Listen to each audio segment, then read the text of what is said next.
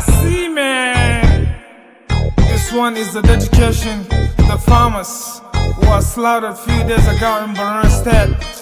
May their gentle soul rest in perfect peace. Amen. Let's do this. La Isa.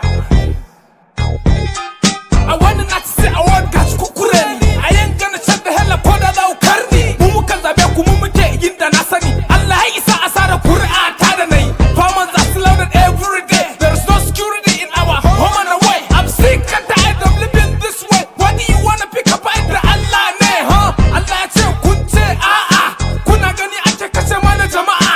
Take this kuda masu muku da'a. My people say amin yanzu zan addu'a. Ya Allah duk wanda ke da hannu cikin kisan wannan manoma Allah ka sa a yanka babarsa. Ya Allah duk wanda ke jin daɗin kashe-kashen da ake a arewa Allah ka sa a yanka babansa. Ya Allah duk wanda ke supplying makamai wa 'yan ta'adda Allah ka sa a yanka iyalinsa.